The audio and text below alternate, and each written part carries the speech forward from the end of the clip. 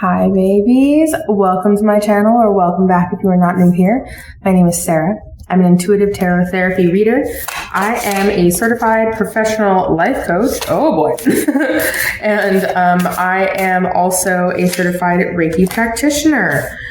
If you should so be called to choose me as your personal services provider, I would be so blessed and highly honored. This week, we are doing a reading for the full moon in Scorpio. That is coming up on May 23rd, but this also is a timeless reading, so you can find it when you find it. And it is a general reading as well, so only take what resonates with you and leave the rest behind. That being said, let's just jump right in. Scorpio is my moon sign, and it's actually a water sign, so this full moon may be a little bit intense.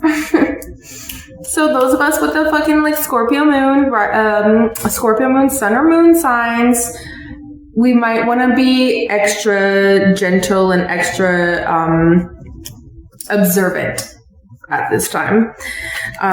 Again, take whatever resonates with you and leave the rest behind. But Scorpio is I'm pretty sure to me, right? Scorpio is the most deeply mysterious and in tune sign psychically and in the spiritual realm.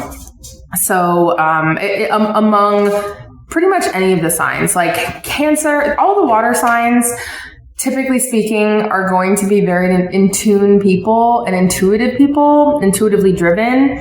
But Scorpio in particular. And the reason I say that is because Scorpio is all about everything in the spiritual realm. Scorpio is about everything dark, and kind of mysterious, not in a bad way, just in a very intuitive and psychically in tune way. So if you have any deep, profound psychic hits at this time, I would say you're not crazy. Just listen to them. So Spirit, we are going to get started with this reading for the full moon in Scorpio. We already got one that popped out. Oh, there we go. Another one here.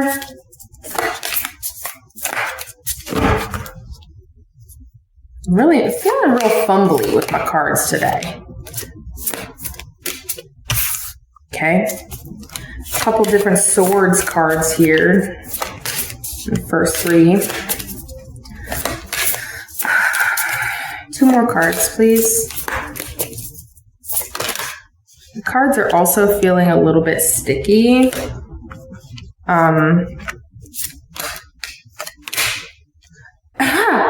Okay. So we're just going to take those two because I'm feeling called. All right. So first card we have here is the King of Swords. Now that just doesn't necessarily mean a masculine energy, but more often than not, the King card is representative of a masculine energy. So again, take whatever resonates with you and leave the rest behind. But with this card coming in particular, there is a masculine energy, almost coming towards you or entering. I get that because specifically the depiction on this card of it is him entering an area, entering coming out of this light bubble, right? The King of Swords, he's very steadfast. He, much like the Queen of Swords, has a lot of discernment about him.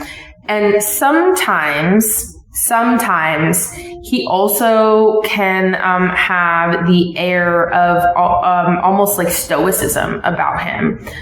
I'm not necessarily getting that, a little bit like a hint of stoicism, but not completely stoicism, right? But the next card here we have is the Ace of Crystals in this deck. So it's the Ace of Pentacles. Okay. So the Ace of Pentacles is speaking about a brand new start. Because it's the number one card and it's a brand new start in the physical material world. There's going to be something that this masculine energy, whether it's your own masculine energy within yourself or a physical masculine coming in, but not in like an abrupt manner here, okay? This isn't abrupt.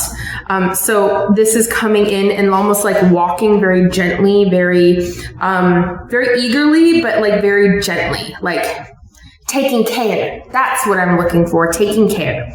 And he is taking the care necessary to come into your life steadily.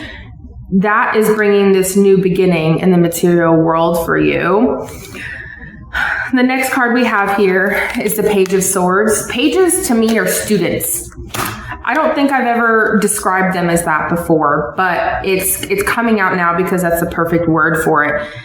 Pages are students. And when I say be observant of your thoughts during this full moon, this card, look at this in particular, it has all the moon phases on it. At the very top here is a full moon. So this is really indicative to me, and this is the middle card too. For me, that's just like a light bulb, like a ding, ding, ding, ding, ding. This is really indicative to me of being a student of your own thoughts. Again, Scorpio is a very deep sign. And now we have 3 different swords cards in this reading, but swords are representative of air, which is very close elemental wise to water. Scorpio is a water sign. The cups cards would be specifically gauging or specifically aiming at water signs, but I digress. This Page of Swords here is just be a student of your own thought. And by that, I mean, notice your thought patterns. Observe yourself as to where your thoughts go during the day. Spirit is really calling you to just be a student of your own thoughts. Be observant. Don't be analytical, because being analytical right now is going to be a little too early. I feel like Spirit is telling us that we're going to have our moment to be analytical about it. But right now, just be observant. Be like, that's interesting. And really notice patterns. If you have thought patterns at all, notice them. Take note. Whether it's like you physically write them down in a journal or you take a mental note. I'm talking about thoughts here, but take a mental note exactly of what you're doing. Put it in your notes app on your phone, right? Just take note. Take heed to what these thoughts you're having are exactly, what they're indicating to you. Because what is coming for us past this Wheel of Fortune card, this is what is meant for you. Okay, this is what's meant for you, and this is what is meant for everybody who resonates with my videos, my readings. It's more than the videos. It's more than the readings. It's the energy around them. Okay, we are resonating with ultimate fortune being like just so effortlessly flowing into our lives, which is why Spirit wants you to be a student of your thoughts. Have the observations now so you can course correct once the full moon has passed, okay? Course correct, because full moons are all about releasing. So this full moon in particular, really being nudged to tell you this full moon in particular is going to be all about your thoughts. Even though Scorpio is a water sign, again, it is very similar. Air and water are similar elementally because they are both flowing, right? They don't have very strict boundaries, much like fire and earth do. So in order for you to gain control by releasing control of your thoughts, I know it sounds like a paradoxical statement, but hear me out. In order to gain control of yourself, you need to allow the release control of your thoughts, like releasing control of your thoughts. Okay. And by that, I mean releasing control of your current environment, releasing the attachment to your current environment, your current circumstances, everything along those lines, because babe, this is the Wheel of Fortune is what's meant for you. It's what's meant for you here, right? So then the last card we have here, boom, Knight of Swords. The Knight of Swords is telling us that it's going to be a swift moving energy afterwards.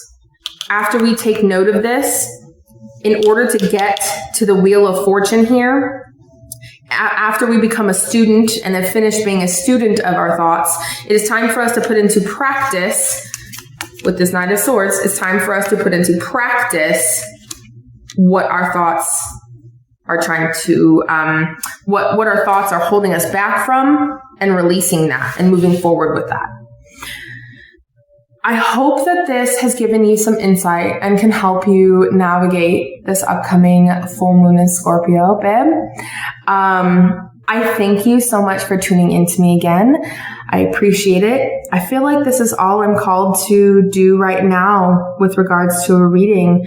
Just remember, be a student of your own thoughts and understand that it's you who holds all the power, and you hold the power by releasing control.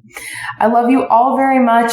Again, if you choose to use me as your personal services provider, I would be so blessed and highly honored. I appreciate you all. I love you all. And I hope that you have a blessed full moon in Scorpio. Bye.